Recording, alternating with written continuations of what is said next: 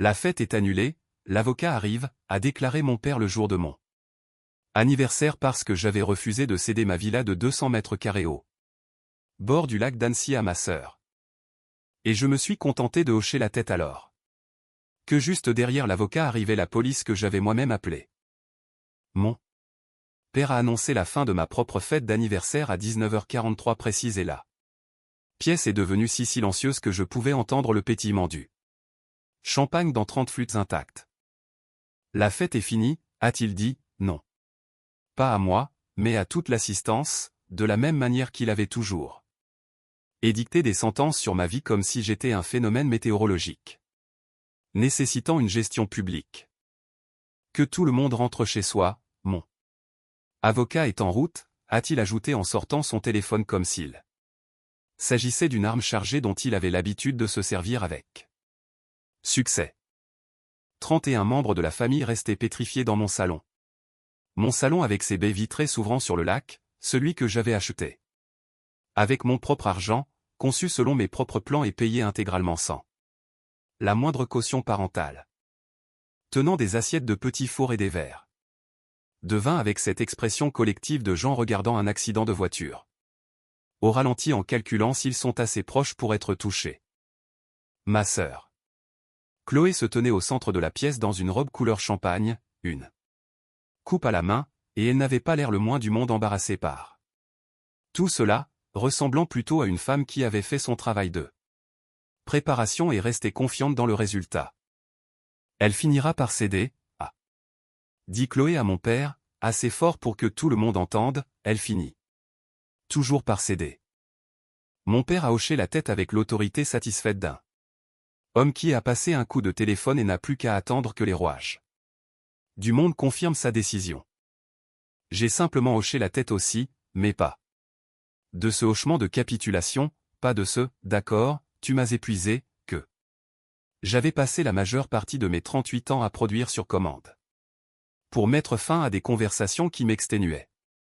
C'était l'autre hochement, celui, silencieux, d'une femme qui s'attendait à cela depuis 4 jours et qui avait passé chacun de ces jours à s'y préparer avec la précision systématique de quelqu'un qui conçoit des logiciels de sécurité pour gagner sa vie. Mon père a pris mon silence pour de l'hésitation, ce qui fut sa première erreur. Sa deuxième erreur fut de ne pas être au courant de l'autre appel que j'avais passé, celui qui était parti 20 minutes avant l'arrivée des premiers invités au commissaire Raymond Morel du district d'Annecy, qui s'était montré très serviable et très professionnel lorsque j'étais entré dans son bureau 3 jours plus tôt avec 6 heures d'images de vidéosurveillance nocturne stocké sur le cloud et un dépôt de plainte pour violation de domicile déjà rédigé. La troisième erreur était celle qu'il avait commise 4 jours auparavant, mais j'y reviendrai. Je m'appelle Bérénice Lefebvre, j'ai 38 ans et je bâtis des choses depuis l'âge de 19 ans. D'abord, une réputation d'être celle de la famille Lefebvre qui n'avait besoin de rien de personne, ce qui était utile mais solitaire, puis, de manière plus productive. Une entreprise technologique. Lefebvre Système de sécurité a débuté dans ma chambre d'étudiante en 2009 avec un ordinateur portable, un fer à souder et la conviction fondamentale, que j'ai depuis vu valider dans environ 1000 contextes différents, que la plupart des gens sous-estiment radicalement ce qu'une caméra peut voir. Nous concevons des systèmes de sécurité intelligents, intégrés pour des clients résidentiels et commerciaux à haut patrimoine, incluant des réseaux de caméras personnalisés, de la détection de mouvements, assistés par intelligence artificielle, un stockage cloud avec horodatage de qualité légale et des systèmes de serrures intelligentes avec des journaux d'accès individuel liés à des données biométriques. Nous avons 41 employés, des bureaux à Lyon et à Sophia Antipolis, et un chiffre d'affaires annuel qui donnerait une attaque à mon père s'il en connaissait le montant réel. Ce qu'il ignore car il a cessé de s'intéresser à ma carrière au moment où il est devenu clair qu'elle l'obligerait à réviser son opinion sur moi. J'ai construit moi-même le système de sécurité de ma maison du lac, et ce n'est pas une métaphore car j'ai physiquement conçu et installé chaque composant du système. qui couvre ma propriété avec 32 caméras intérieures et extérieures. Des verrous intelligents sur chaque point d'entrée avec des codes d'accès individuels enregistrés sur le cloud, des capteurs de mouvement sur les 3 étages et une capture audio dans les pièces de vie principales parce que la loi le permet pour les propriétaires sur leur propre terrain. Et j'avais, même avant ces 4 derniers jours, toujours eu l'instinct silencieux que la documentation était une forme d'autoprotection. La maison a coûté 1 800 000 € en 2019, ce qui était un prix juste pour le marché de la Haute-Savoie, avec 4 chambres, 3 salles de bain. Une terrasse enveloppante face à l'eau et ses baies vitrées sur lesquelles les yeux de mon père s'étaient déplacés toute la soirée avec l'évaluation propriétaire d'un homme faisant l'inventaire de quelque chose qu'il considérait, de manière fondamentale, comme déjà sien. J'y vivais seul depuis 4 ans et ma famille n'était venue que 2 fois, exprimant à chaque fois, de cette manière feutrée, propre aux gens qui savent ne pas dire les choses trop directement, qu'une maison de cette taille était un gâchis pour une femme célibataire. Mon père avait dit spécifiquement qu'elle était sous-utilisée, ma mère avait dit que la chambre d'amis était de l'espace perdu, et ma sœur Chloé n'avait rien dit mais avait traversé chaque pièce avec l'attention lente et délibérée de quelqu'un mémorisant une disposition. Je l'avais remarqué et je l'avais noté dans un coin de ma tête comme on note une dépression météorologique, sans alarme mais avec vigilance, le classant dans la catégorie des choses à surveiller, ce qui est professionnellement et personnellement ma catégorie par défaut pour tout ce sur quoi je n'ai pas encore assez de données pour agir. Laissez-moi vous parler de ma famille pour que vous compreniez l'architecture de la situation. Mon père, Jean-Pierre Lefebvre, 66 ans, est le centre gravitationnel de notre famille depuis avant ma naissance. Un ancien entrepreneur en bâtiment à la retraite qui a bien gagné sa vie et a transformé cela en une image de soi si imposante qu'elle nécessite une validation externe constante pour maintenir son intégrité structurelle. C'est le genre d'homme qui se présente par son ancien titre professionnel lors de soirées où personne ne le demande, qui a des avis sur tout et une expertise en rien, et qui a passé 4 décennies à prendre des décisions pour les autres en appelant cela de l'amour. Ces décisions me concernant ont historiquement été des variations sur un thème unique, Bérénice n'a besoin de rien, donc Bérénice ne reçoit rien, donc les biens de Bérénice sont disponibles pour une redistribution. Ma sœur Chloé a 34 ans. Elle est charmante, belle et n'a jamais subi une seule conséquence de ses actes. De sa vie, capable de se sortir de n'importe quelle situation grâce au modèle établi tôt par mes parents et maintenu avec la constance de gens qui n'ont jamais envisagé les effets dévastateurs d'un sauvetage inconditionnel. Elle a vécu sans payer de loyer dans 3 situations différentes au cours des 5 dernières années, quittant chacune d'elles lorsque l'arrangement informel devenait formellement insoutenable, et elle vit actuellement dans un appartement à Chambéry qu'elle considère comme indigne d'elle. Ma mère Françoise est la plus douce et, à certains égards, la plus dangereuse de la famille, une femme qui a passé sa vie à lisser les angles des décisions de son mari tout en les approuvant en privé. Communiquant dans le langage bienveillant de quelqu'un qui veut bien faire et qui possède le don de vous faire sentir, même lorsqu'elle participe à quelque chose de profondément injuste, qu'elle est vraiment de votre côté et que les choses ont simplement un peu dérapé. C'étaient ces personnes qui se tenaient dans mon salon à 19h43 le soir de mes 38 ans quand mon père a annoncé que la fête était finie et que son avocat arrivait. Je m'attendais à ce qu'il tente quelque chose, mais je ne m'attendais pas à ce qu'il le tente devant 31 témoins et un système de sécurité qui fonctionnait en continu depuis 96 heures. Je suis rentré d'un voyage d'affaires à Lyon un mardi à 14h17 et j'ai su que quelque chose n'allait pas.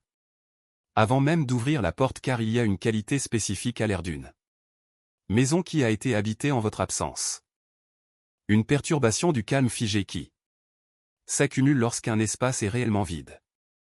J'ai passé assez de temps dans suffisamment de bâtiments pour lire cette qualité comme d'autres lisent les expressions faciales, je suis resté dans mon propre rôle et je l'ai ressenti. Puis j'ai traversé la maison lentement, sans rien toucher, en faisant l'inventaire, dans la cuisine, 2 verres dans l'évier rincé mais non lavé. Une trace sur le plan de travail près de la machine à café. La marque spécifique de tisane que ma sœur boit et que je n'achète jamais posée sur mon étagère. Dans le salon, le plaid de mon fauteuil de lecture laissé sur le canapé dans une configuration que je n'utilise pas, une légère auréole sur la table d'appoint. Laissée par un verre sans ouvert, ce que je ne permettrais normalement jamais. Dans la chambre d'amis, l'odeur du parfum de Chloé imprégnée dans l'oreiller comme seule une fragrance le fait lorsqu'une personne dort dans un espace plus d'une nuit. Dans la cave à vin, j'ai su immédiatement, il manquait mon Château Margaux 2015, une bouteille à 800 € que je gardais pour une occasion spéciale. Je n'ai appelé personne, je suis allé devant mon système de sécurité, j'ai visionné les enregistrements et j'ai regardé. Jour 1, mon père à ma porte d'entrée à 11h24 avec une clé, mais pas la clé de secours que j'avais donnée à mes parents car j'avais changé cette serrure 8 mois plus tôt. Après un incident impliquant Chloé. C'était un double, fait à partir de la clé d'urgence à un moment où je ne regardais pas, une copie dont j'ignorais l'existence utilisée un mardi matin comme si c'était la chose la plus naturelle au monde.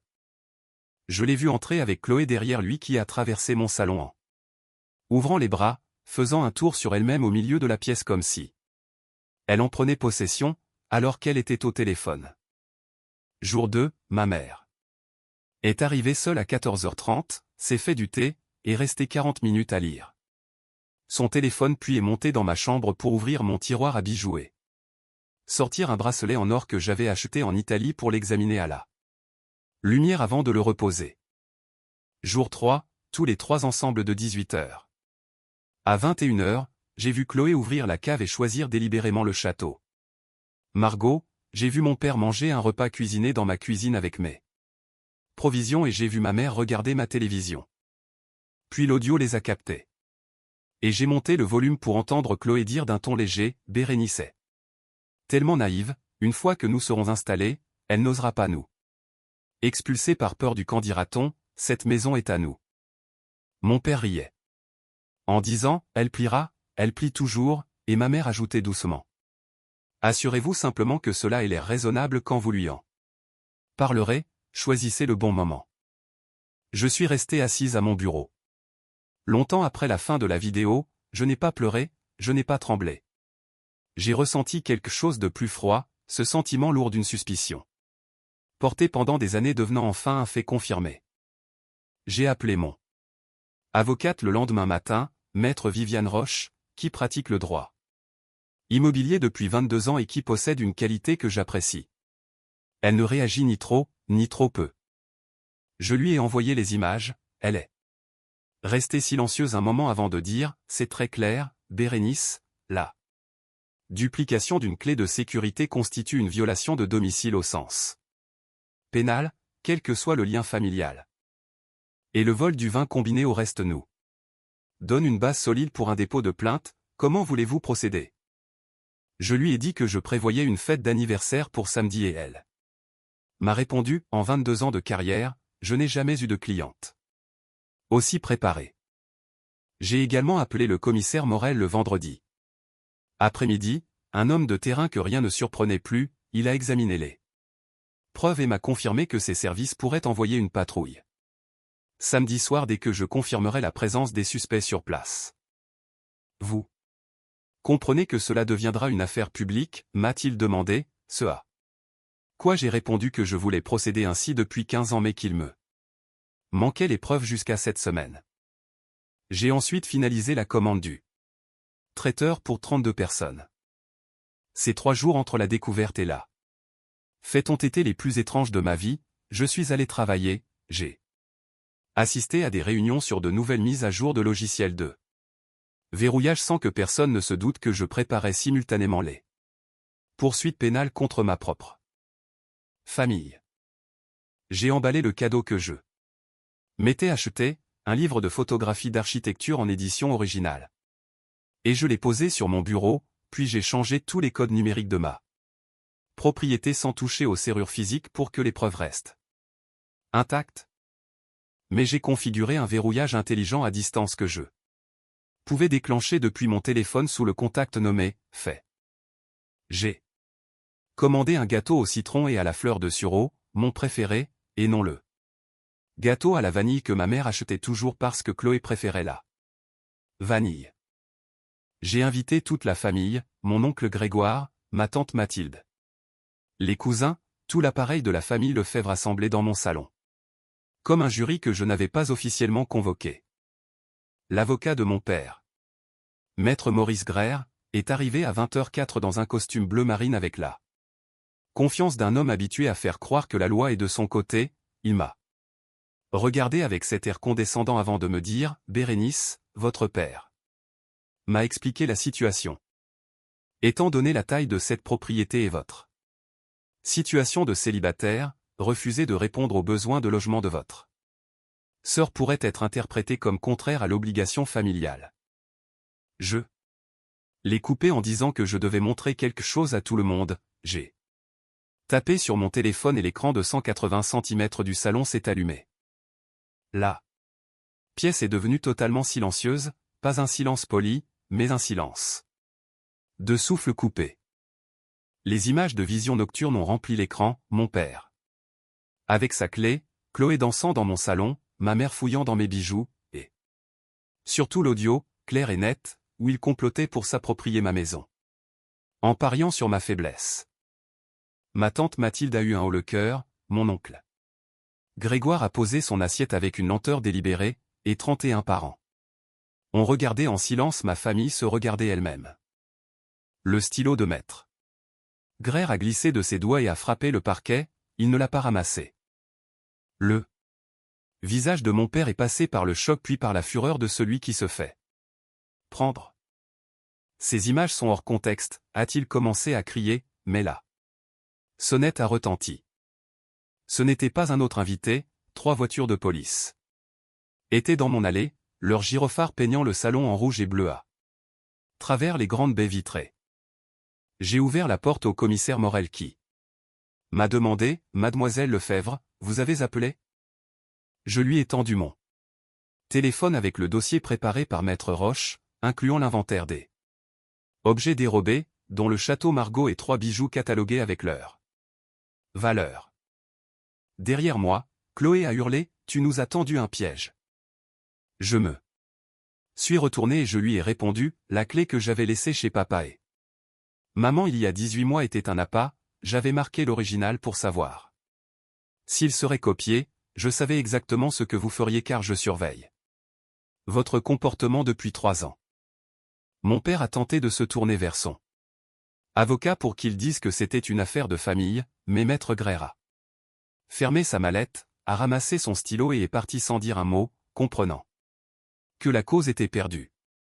Chloé a tenté de monter à l'étage pour récupérer ses affaires mais une policière l'a interceptée, et lorsqu'ils ont fouillé son sac, ils y ont trouvé un porte-carte Bottega Veneta, une paire de boucles d'oreilles Cartier vintage et une crème de luxe scellée provenant de ma salle de bain. C'était pourtant faire cadeau, a-t-elle bégayé, mais ma tante Mathilde a simplement demandé « À qui ?» Personne n'a répondu. Mon père, alors que le commissaire Morel l'escortait vers la porte, avait cette expression d'incrédulité totale, non pas de la culpabilité, mais l'étonnement d'un homme qui n'avait jamais cru que les règles s'appliqueraient à lui. Ma mère est partie. Silencieusement, sans me regarder une seule fois, ce que j'ai trouvé plus difficile à voir que la colère. Une fois les voitures parties, mon oncle Grégoire a posé une main sur mon épaule sans rien dire, et je suis retourné à ma fête. Les charges pénales ont été déposées le lundi suivant pour violation de domicile, vol aggravé et duplication non autorisée de clés de sécurité.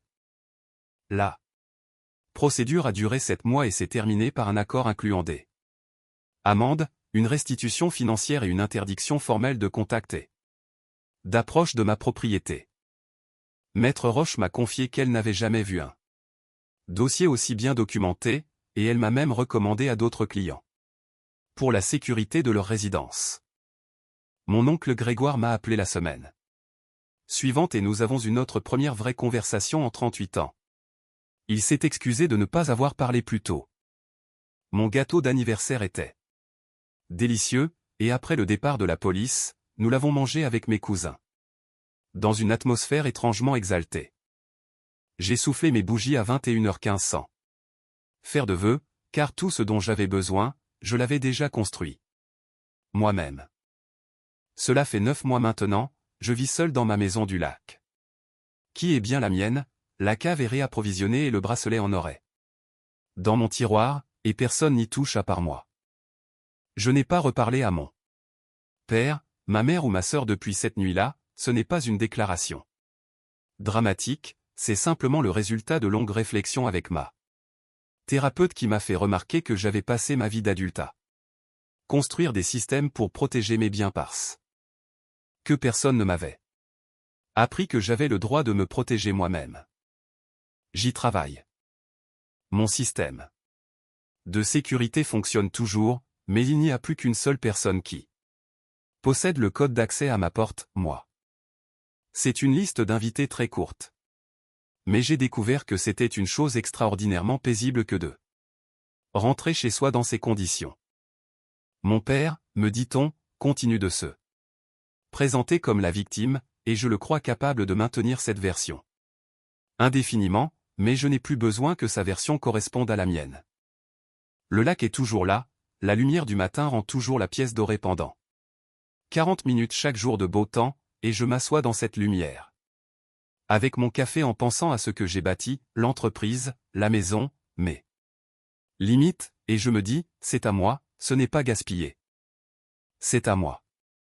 Il avait dit que la fête était finie, mais sur ce point aussi, il s'était trompé.